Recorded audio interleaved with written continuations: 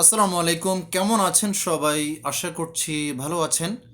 যে যেখানে আছেন সুস্থ নিরাপদ আছেন, এটাই কামনা করি। আমরা আজকে সূরা বাকারার ১৭৩ নং আয়াতের অর্থ পড়ব। খুবই গুরুত্বপূর্ণ তথ্য রয়েছে এখানে। আসলে যারা জীবনকে সহজ করতে চান, সুন্দর ও নিরাপদ করতে চান, তাদেরকে অবশ্যই কোরআনের কথাগুলো জানতে হবে এবং মানতে হবে, সে অনুযায়ী জীবনযাপন করতে হবে। আর বিশেষ করে যারা মুমিন এবং মুসলিম আর বেপরোয়া নয় যারা, তারা অবশ্যই কোরআনকে গ্রহণ করবেন। আর যারা বেপরোয়া তারা ইহকাল এবং পরকাল উভয়কালেই তারা ক্ষতিগ্রস্ত হবেন। তো ইনশাল্লাহ আশা করছি ধৈর্য ধারণ করে কথাগুলো শুনবেন। খুবই গুরুত্বপূর্ণ তথ্য রয়েছে, আপনার জীবনকে অনেকটাই সহজ করে দিবে যদি আপনি ধৈর্য নিয়ে সাথে থাকেন। তো শুরু করছি। বিসমিল্লাহির রহমানির রহিম। নিশ্চয়ই তিনি তোমাদের উপর হারাম করেছেন মৃত জন্তু, রক্ত, শূকরের গোশত এবং যা গায়রুল্লাহের নামে জবেহ করা হয়, মানে হচ্ছে আল্লাহ ছাড়া অন্য যে কোনো ব্যক্তি বা দেবদেবী বা যে কোনো কিছুর নামে জবেহ করা হয়, সেটাই হচ্ছে গায়রুল্লাহ। সুতরাং যে বাধ্য হবে অবাধ্য বা সীমা লঙ্ঘনকারী না হয়ে, তাহলে তার কোনো পাপ নেই। নিশ্চয়ই আল্লাহ ক্ষমাশীল, পরম দয়ালু। তাহলে এই বিষয়টাকে যদি আরেকটু স্পষ্ট করে আমরা বলি, মানে নিশ্চয়ই তিনি তোমাদের উপর হারাম করেছেন। নিশ্চয়ই তিনি বলতে আল্লাহ তাআলা আমাদের উপর, সমস্ত বিশ্ববাসীর উপর হারাম করেছেন মৃত জন্তু, যে জন্তু মারা গেছে আগেই, জবাই করার আগে, আল্লাহর নামে জবাই করার আগেই যে জন্তু মারা গেছে, সেই জন্তু খাওয়া যাবে না। অন্তত একজন মমিন মুসলিম ইমানদার যিনি, তার জন্য এটা হারাম। এবং কোনো প্রাণীর রক্ত খাওয়া হারাম। শূকরের গোশত খাওয়া একজন ইমানদার মুমিন মুসলমানের জন্য হারাম। এবং যা গায়রুল্লাহ, এটা এর আগেও বলেছি, আল্লাহ ছাড়া অন্য যে কোনো ব্যক্তি এবং দেবদেবীর নামে যদি জবেহ করা হয়, উৎসর্গ করা হয়, এমন প্রাণীর গোস্ত খাওয়া মমিন মুসলিম ইমানদারের জন্য হারাম।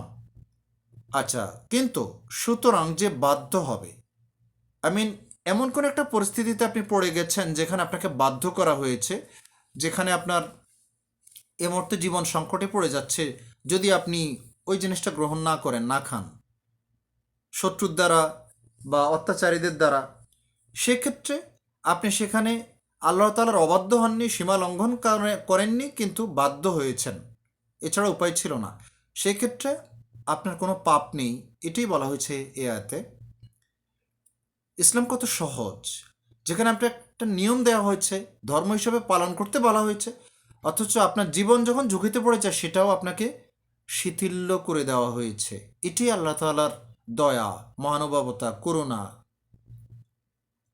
এবং সে কথাই পরবর্তীতে বলা হয়েছে যে তাহলে তার কোনো পাপ নেই। এই অবস্থায় পড়লে যদি এমনটা করতে হয় আপনাকে, তাহলে আপনার কোনো পাপ নেই। এবং আল্লাহ তাআলার এরপরেই লিখেছেন, নিশ্চয়ই আল্লাহ ক্ষমাশীল এবং পরম দয়ালু। তো আর কি চাইতে পারি, আর কি পাওয়ার আছে আমাদের একটা মুমিন মুসলিম হিসেবে? তা আমরা যদি এটাকে আরও স্পষ্টভাবে, আরও অনেক ব্যাখ্যা রয়েছে যেগুলোকে আর একটু সহজভাবে যদি আমরা কথা বলি, যে এই আয়াতটাতে চারটা হারামকৃত জিনিসের উল্লেখ করা হয়েছে। এগুলো বিভিন্ন বিষয় রয়েছে, যেগুলো আমরা প্রথমে যদি বলি, যেমন মুশরিকরা হালাল জানোয়ারকেও হারাম করে নিত। মুশরিকরা, যেটা আল্লাহ তাআলা তাদের জন্য, মানে সমস্ত মানুষের জন্য আল্লাহ যেটাকে হালাল করেছেন, সেটাকে মুশরিকরা নিজেদের জন্য হারাম করে নিত। তাদের ইচ্ছা মতো তারা নিজেরা বিধান তৈরি করে নিত। তাই মহান আল্লাহ বলেন, হারাম শুধুমাত্র এইগুলো, কাজেই এই সীমিতকরণ তুলনামূলক, অর্থাৎ এছাড়াও আরও হারাম জিনিস আছে যা এখানে উল্লেখিত হয়নি। দ্বিতীয়ত, হাদিসে প্রাণীর হালাল হারাম সংক্রান্ত দুটি মূলনীতি বলে দেওয়া হয়েছে, সেটাকে আয়াতের সঠিক তাফসির হিসেবে সামনে রাখা উচিত। হিংস্র পশুর মধ্যে শিকারী দাঁত বিশিষ্ট পশু এবং পাখির মধ্যে শিকারী নখ বিশিষ্ট পাখি হারাম।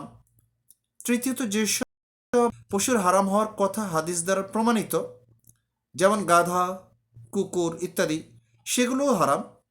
এ থেকে ইঙ্গিত পাওয়া যায় যে হাদিসেও কোরআনের মতো দিনের উৎস এবং শরীয়তের দলিল দুটোকে মেনে নিলেই দিন পরিপূর্ণ হয়ে যাবে ইনশাল্লাহ। শুধু কোরআন মানলেও হাদিসকে প্রত্যাখ্যান করলে দিন পরিপূর্ণ হবে না।